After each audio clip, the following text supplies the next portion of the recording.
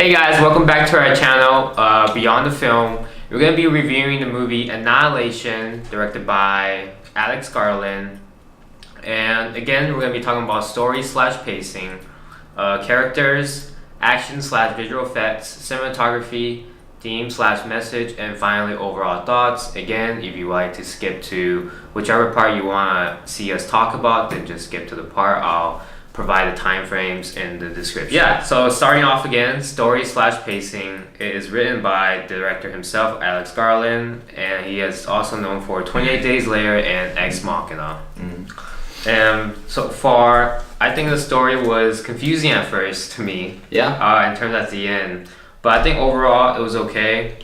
I think the main character, played by Natalie Portman, Lena, she was very justified in her actions and going to the shimmer and finding out what happened to her husband. Also because she cheated on him, so I think that also kind of fuels her drive to like really find out what happened. Yeah, I see. Okay, that was one of the things that I had I guess, not a problem with. I just didn't understand was that. But I will say the pacing was very consistent throughout the entire movie. I would say one of the things I had was a little weird was, okay, so they started introducing the cheating storyline, little thing, and I honestly I didn't see how that played in to the like what were the consequences of yeah, because her husband wasn't really her husband. Spoilers. Spoilers by the way. This is a spoilers review if you haven't noticed by the title and description of the video yet. Yeah. But I think the only issue in that part was because one, she and we can get into this more when we talk about characters, but she hated herself because the guy she cheated with, do you hate me or do you hate yourself? And I think she kind of just said her answer was both. And she wanted to justify her actions in a way to really kind of go into the shimmer and find out what happened to her husband. So I guess that was only... So it was like almost more out of guilt. You would say, out of guilt. I mean, of course out of love, because she did miss her husband. She thought he was dead. But at the same time, there was a guilt factor. I could see that. I could see that. Yeah, that's the only thing like you could think of. Honestly, I felt like if you took out the whole affair out of there, then it still would have been a strong story. Just because like I felt the only setup you needed for this movie was, at the beginning when they're in bed and they're just lying around, which I actually thought kind of dragged on a little bit. I don't know about you, but it went a little over at some parts. Because I thought like the intent was to like establish that they're a married couple, they're happily married, and they're living this happy life. So if that was the point of that, those earlier sequences, then they did a good job. But I felt like if that was the only point you were supposed to do, they're trying to show was, I just didn't see how the affair was relevant. Yeah, I definitely agree with you. They removed that affair part and just made the character Kane, I believe was his name, played by Oscar Isaac. Yes. They would have made his character a little more stronger. We got to develop more of a backstory for him, other than just him being in the military with her, and that's how that bad. Definitely. Yeah. Yeah. Kind of like Poe in Force Awakens. Yeah. he didn't have much, Yeah. That's they true. gave him more in Last Jedi. But also I had a question. Did the affair happen? It happened after Kane left. I think it did. Okay. I think it did. Okay. Yeah. See, the cutting in the editing actually confused me because the timeline. Yeah, because they would have the affair, right? And then they would like cut back to like present day when they're in the shimmer and it's like focusing on her. And then they will cut back to when he left. Yeah. Because I remember that specific scene. They cut back to when he left, and they already showed it earlier on in the film.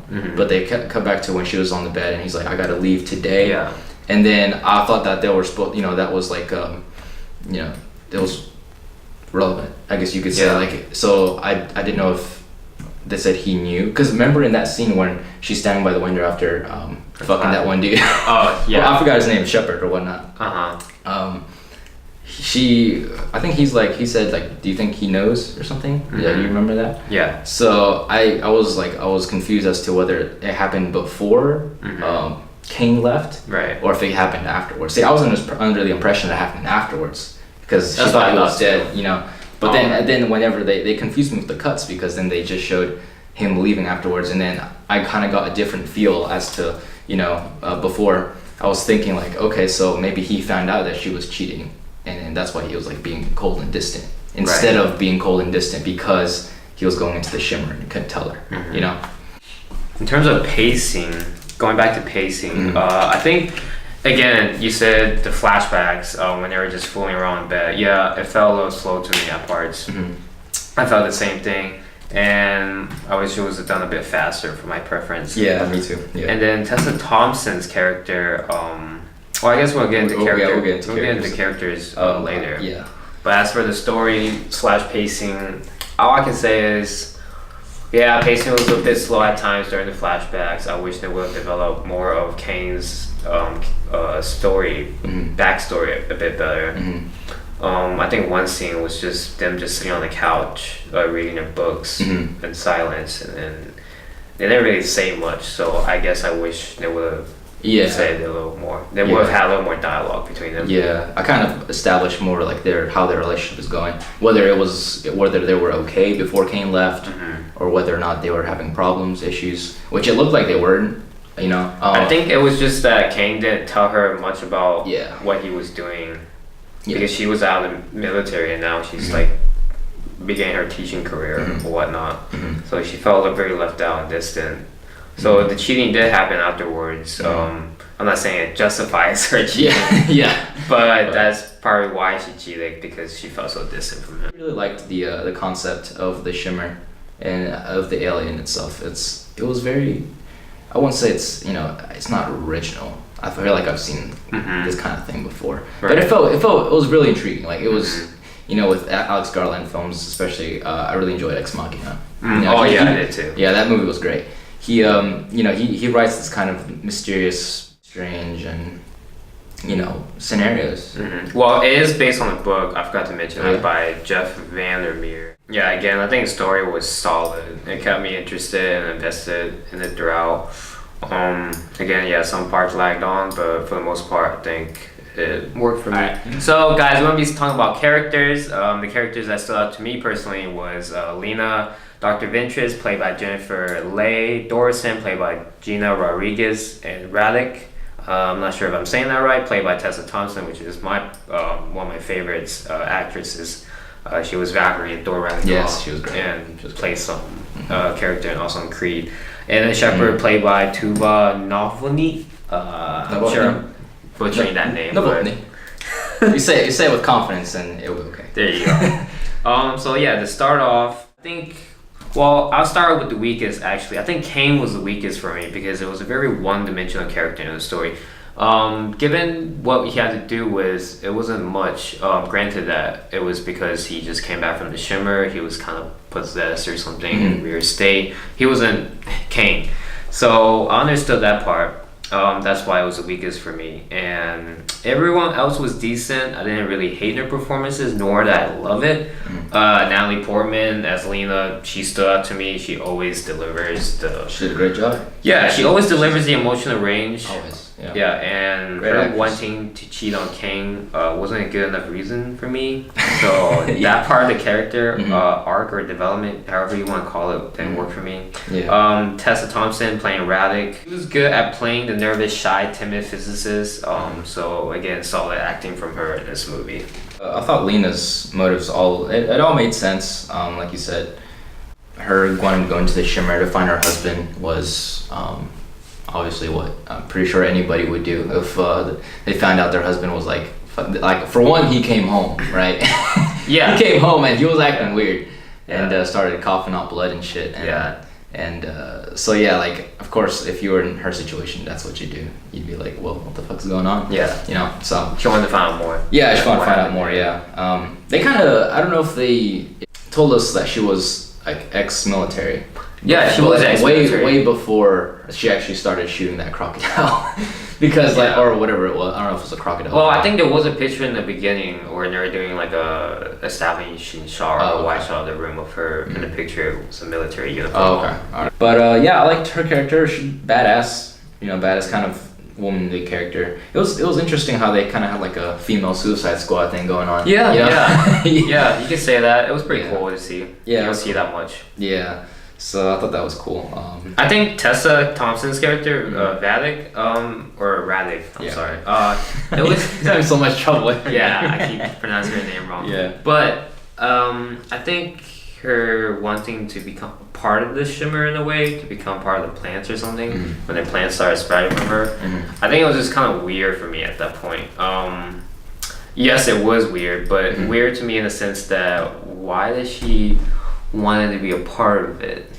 Well, see, the thing they had in the story was remember when they were on the canoe, they both had on the canoes, and she was talking to, I'm pretty sure, Shepard. Shepard was telling Lena about, I guess, all the other women, like backstories. Their backstories. What motivates them? Yeah, exactly. And so when she was talking about Radek, she told her that like she's, basically like she doesn't want you to see all the scars on her arms because, and then Lena was like, it's because like she tried to kill herself, and then Radek was like, not Radek, Shepard was like, no, the opposite. She was trying to feel something. She's trying to feel alive. Oh. Okay. Yeah. So that's what she said. So they kind of established that Radek was, I guess I wrote down she was kind of the emo. She was kind of the emo character. Somewhat, but like a in loner. a way, yeah, and a loner. In a way, so she wasn't like trying to feel pain. She wasn't a sadist. And she wasn't really a part of anything, like in terms of like a group of friends or I don't know if she had family or not. It felt like she didn't belong. There in the real world. In their group. And so I guess for her to end as a character since they've established her as this kind of person who pretty much her main motivation or goal, at least in life, is to try to feel alive. So I felt like it did justice, I guess, to her, to that motive. It's another death, to be honest. Like in the shimmer. Yeah. So that's kind of the kind of horror movie type thing that they had going on, was like they kill people off like one by one. Yeah. So for her, it was I guess that's the highest form of living. One with the shimmer. So I wanted to see what she became, because like she started growing like little leaves and just really fast. I think when Natalie Portman walked out and like see where she had went, I think she just became one of those plant people that you saw spread it all over the place. So she became one of them. So those people, the plant looking people, they weren't real people in real life. I'm not sure. They because in the movie they said that the roots, like the plants, actually grew that way. So they could have been real people. So I remember that. So I didn't know if she turned into one, because then that wouldn't make sense, because only plants would turn into that. So what would? Or maybe it was both. Maybe or maybe she became kind of like that one guy that they saw with like. I don't know. I don't know what happened. I honestly couldn't remember Natalie Portman's face, but she was just kind of. I guess she was just shocked, like. Yeah, like damn. But she was looking at the video camera. No, she was looking at Radek, because they didn't show. What Radek became. But you did see the things. Yeah, we did see that popping up, but I want to see was she like a tree? Like she turned into like a flower. tree. Yeah, like a flower. Flower. Ooh, maybe that's like a theme. She bloomed. She blossomed into like, a new life. Character, into a new life. Something better than like what she was. Her human form. How she felt in her human form. Because she didn't want to fight it, nor was she against it. Yeah. So she just wanted to be a part of it, I guess. Yeah. Her character was interesting. Yeah. I thought so. Of course, a lot different than her character in Thor. So. A lot different. I think all the characters worked for me. Well, not all of them. Some did, some not. I think the strongest was the main character for me. The character actually didn't work for me. Really, was Ventress. Doctor? Yeah. I didn't. Ventress. Yeah, I didn't. I guess I don't want to say if it was a writing, but I guess I thought her character was going into another direction. It seemed like to me she didn't really care much about anything. She just wanted to know what happened or what was in the lighthouse. That's what she had said previously, stated in one of the scenes. Okay. She just wanted to know what happened to this place, like what was the shimmer. Yeah. But at the same time, it didn't work for me as well, because she didn't really care much about anything. She didn't do much in the shimmer when they were, when they were walking around. And she didn't care much about Shepard's death either. Yeah, right? Yeah. So like, alright, so they introduced her, and then, I had the sense that she was like this kind of, one of those like FBI but also like biologist kind of characters who knows something that they're not telling Lena. That's why it kind of came off to me just from watching other movies and stuff. So that's what I thought her character was going to be, and maybe she had another agenda that she was going to fulfill while in the Shimmer. Right. And looking for the maybe she knew something that was in the lighthouse that she wasn't telling the other. But she didn't really say much throughout the entire just like little journey that they were taking. Yeah. She just kind of said stuff to like I guess move the plot along. Yeah. So yeah, and then afterwards, when she was killed off, it was just kind of like okay, so she found, the lighthouse, and I guess so she found what she was looking for. But I mean, it didn't really get anything out of me. Like she didn't have that drive. She was mostly like I guess overcome by fear, but it's not. She wasn't overcome by fear. But I was thinking more along the lines of she just went beyond her limits. Maybe like she just got too deep. She got too curious. But yeah, curiosity killed the cat. So that's what I thought. I mean, yeah, I was kind of disappointed. I was expecting like a twist, I guess. So yeah, that's the only thing I had about her character. And then obviously, I know you talked about Kane. That was the weakest for me. Yeah, you thought he was weakest. I thought he did, since he didn't have much to do in the story besides be that plot device to have Lena join the rest of the women. I thought it worked fine. Like he didn't. I mean, he didn't really need. I mean, because he wasn't going to be like a main character. That's true. He didn't need to have like a backstory because what was he going to do the entire film? He's just going to stay in a coma. Yeah. So Well, I guess my only point against that was that he could have been made into a stronger supporting character than maybe. Okay. During the flashbacks, I think you even said that it moves slow at some parts, right? Yeah. So I think that could be developed more and tie into his character, which could make his character stronger in his flashbacks. Because again, like you said, and I agree, his now part when he was coming back from the Shimmer wasn't he didn't have much to do because he was another person. I was so confused. I thought that was like a dream hallucination sequence or something when he came back.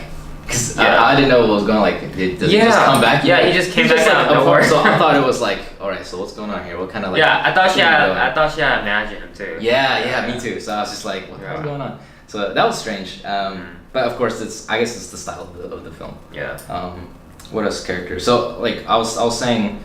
So speaking of like succumbing to fear, what was her name? Thorensen? Yeah, Gina Rodriguez's character. So yeah, Gina Rodriguez's character was.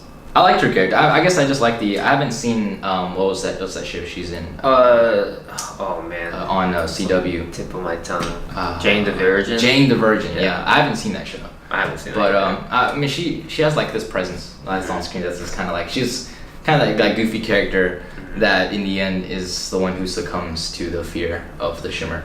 Yeah. So and she gets punished by it. Oh man, Jesus Christ, that was. Yeah. I think she represented pretty much the audience, us. Like she wanted to get out there, and I mean, I would want to get out there too. As soon as I saw those like horrible deaths and all those weird creatures.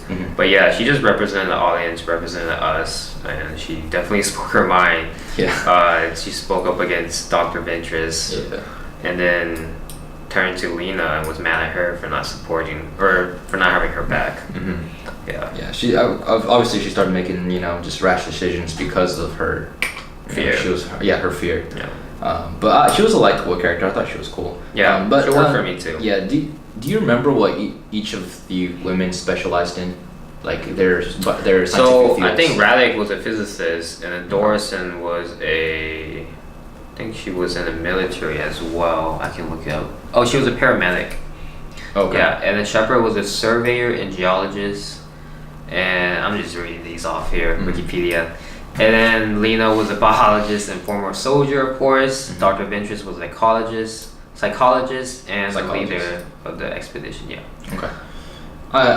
Maybe I didn't catch it, but I didn't see like any of the women kind of utilizing their skills. So I feel like I don't remember. Tessa Thompson Radek, she like studied the flowers or whatnot, and then she concluded from her background physics that the flowers were reflecting the DNA or something along those lines. What you said in the beginning. Yeah. And then I think Shepard, she didn't do much either because she was a geologist. I think Natalie Portman did a lot, obviously, because she studied the flowers. She studied what was inside the crocodile's mouth. Yeah. And what had mutated into. So, but yeah, I think as far as character goes, I think we can agree that some characters were a lot stronger than others. Some characters that we could relate to, but some didn't on characters. Yes. Moving on to action/visual effects. I think this is probably the most visual striking movie of this year so far. Oh, yeah? I think Alex Garland did a wonderful job of making the place like the Shimmer a gorgeous place to look at, but at the same time have that horrifying feeling of not knowing what's gonna happen or like what's behind all these mutations and whatnot. I think the colors were breathtaking when they were in the forest, especially when they saw those deers. I think that was a beautiful scene. What's some of the scenes that you think? Yeah, I mean, I liked, like I said before, I did like the biology colors, especially when I said before when they found that guy who was like torn apart by biology, by plant life. They had just different kinds of, I guess fungi. The stylistic color choice for like all the plants and stuff. It was really, it made for great visuals, I think, and it definitely helped the whole cells thing that I had going on with like the cells replicating itself and multiplying and expanding, creating life pretty much on this earth. So I definitely liked the visuals there, and of course the action. There was only action when there needed to be, and there wasn't an excess, a big boss fight, with an alligator or that boar thing. Was it that?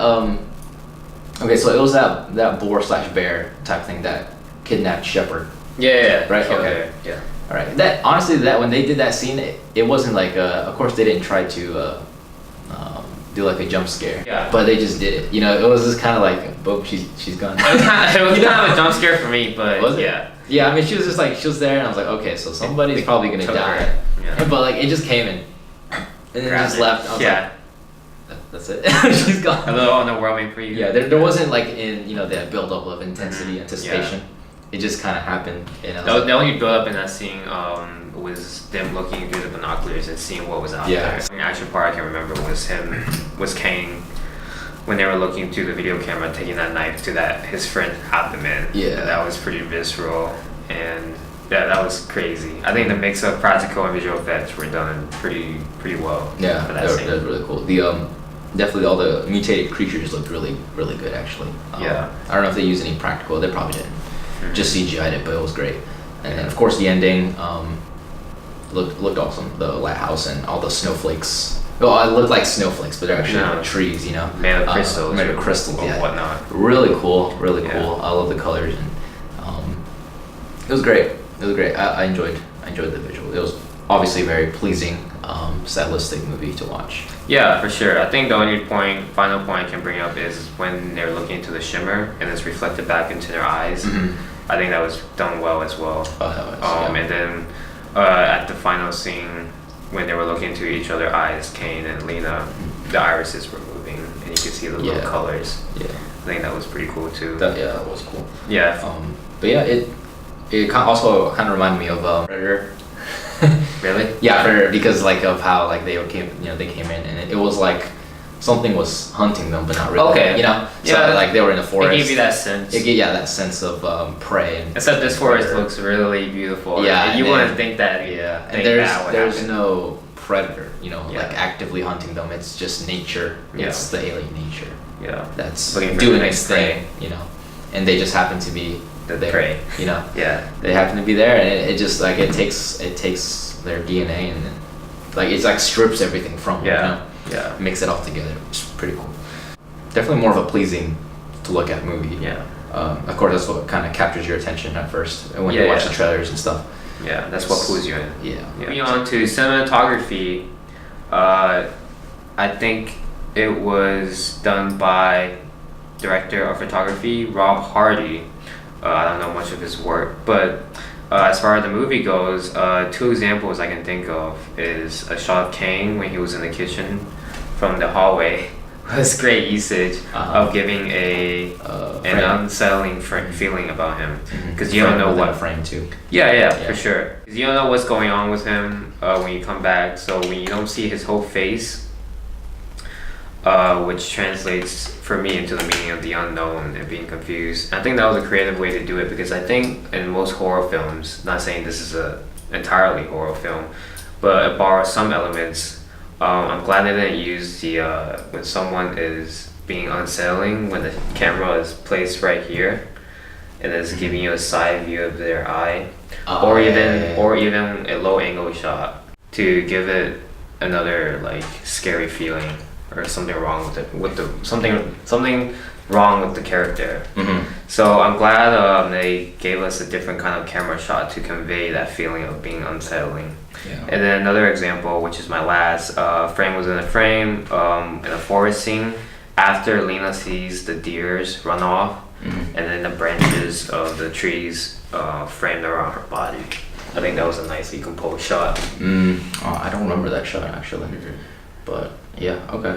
I noticed pretty good cinematography, very, of course, stylistic. Just because we're, film students, we're learning about, we have rule of thirds and basic composition. I noticed the cinematographer kind of framed the subjects like off of where you would usually place them, on like the intersecting lines and such. She would place them a little more like in between the middle couple of boxes, on the grid lines. The lines. Yeah. So he would place them weird, and also like I noticed it especially when they're laying in bed and they're talking. There was like really extreme lows. Like they were pretty much framed like at the very bottom. Grid line, thing. It was box. Yeah. So it was very stylistic. Of course, they had to. It was like almost improperly done on purpose, because obviously he would be a pro. And I noticed too, like you were saying, the very first example, when Kane is sitting in the kitchen, and pretty much the framing was to convey that he wasn't all there, literally. He wasn't literally all there. So, because you can only see half of his face. Nose kind of like right here, and the rest of it. So there's a mystery behind it. Very smart composition, I think. Yeah, for sure. The cinematographer was pretty smart behind his choices of utilizing where the camera placement should be and how to really emphasize the characters. It was great, but overall, I love the cinematography. Cinematography was great. Yeah. That's all I had to say about it. Moving on to theme/message. I think pretty much what I took away from this film was, I was very confused at the end, but I took away from the film was the fact that they explore biology and DNA and what it could mutate into. The shimmer turns everything into who they are and it sees it dramatically, such as when Gina Rodriguez's character was consumed by fear, and then she got punished for it severely. So fears consume things, and then lastly, whatever your personality/traits as a human evolves into the next phase, so to speak. And then humans are also built for destruction. I think that point was hit hard at the beginning when Lena was teaching her class about biology and how humans are built for destruction. They have self-destructing tendencies. Was it just humans or was it also life? Like cells, I think cells themselves. Cells. She was talking about like life or organisms. They have a, people see like old age as one thing, but it's actually like a flaw. Like biologically, it's a flaw. In the structure. The DNA structure or whatnot. And Doctor of Interest also touched upon the fact that humans are also built for destruction. I forgot what her line was, but she also said that too. So and I thought it was a cool parallel to like the ending where, of course, the alien it was destroyed. So like it came, it grew, it took over, but eventually, like ironically, like they kept building up this theme of destruction, like life. But there's also an end. There's a beginning and an end. And so it was that alien's time to end. It was a short-lived. Well, actually, how long was it there? The shimmer there spreading. It was like a few months, wasn't it? I think so. I believe it was a while. It was a while. I forgot. But it eventually met its maker. So we can easily transition into the final part of this movie review, which is overall thoughts. Again, touching upon the themes again, it definitely leaves you with a more thought-provoking movie to think about, as well as visually striking. It's a good movie with a lot more themes going on than actual plot slash story, in my opinion, because it leaves us with a lot of questions and a mystery surrounding the Shimmer. So you can definitely walk away from this film thinking about it more, and then what you can take from it personally. Yeah, I agree. I definitely walked out of the theater and I was like, what the fuck? As soon as it ended, I was like, wait, okay, I want to see more. But of course, in typical Alex Garland style, I mean, just judging from, you know, Ex Machina, he wants to tell stories where the ending makes you think, and like it's up to the audience. Makes you theorize what the hell's happening, what's gonna happen next, and you're like, what? Like, I want to see like a sequel, but it probably won't. You know, there won't be. Yeah. But it's like it's left to your interpretation. I personally like. I'm not a fan of those kind of stories. I like stories that have an ending. You know, a clear like. I mean, it had an ending, but a clear like, you know. I don't know. I can understand that because it was frustrating to me for sure watching it the first time, because you don't know what's going on. Since the characters themselves, they say a couple of times throughout the movie, they don't know what's going on. Yeah. So you're just stuck in this confusion. In this realm of unknown. Yeah. No one knows what the hell's going on. Yeah, so I guess I prefer movies with a little less ambiguity. Yeah, ambiguity. Yeah, Yeah. can't say that word. Yeah. A little less uncertainty, but nonetheless, I think it was a pretty cool movie to see and definitely. to think about it afterwards. Definitely a great sci-fi movie. You know, just like you know, if you love Ex Machina, you're gonna love this movie too. Like it's you know, great visuals, but you know, very also taken from like. So this is of course had like a movie, horror movie feel, Slash but also thriller. Yeah, slash thriller. Yeah. And but they took like the whole biology type of thing. They incorporated that into the idea and created this kind of original, you know, movie out of it. Ex Machina, like AI is not a new, you know, sci-fi concept. It's been done a lot. It's been done, but the way he did it was, you know, fresh. Yeah, so it was a fresh take. So he's great at telling these kind of sci-fi, open-ended kind of stories. Yeah, definitely makes you question about your own reality. Yeah. Fucking with that like worm thing going on. I'm like, oh my god. I just looked down and it was like, I was kind of getting queasy at that part. As rating goes, I think I will give it a 7. 7? Okay. Yeah, 7 out of 10. Some parts hit it for me, some parts didn't, but for the most part, it was a beautiful movie to see. Yeah, I think a lot of people would walk away from this movie saying the same thing. Yeah, I gave it 7.5, similar score. Yeah, it was a great movie. I enjoyed all the visuals. Storytelling was great. The concept, I really love the concept. I guess that's pretty much the main thing I take away. That humans like are built for it's just really cool. Just like the incorporation of biology. You know, I like to entertain myself with the idea that a hardcore biologist remade Alien and it came out as Annihilation. Yeah. So that's all we had to say about this film.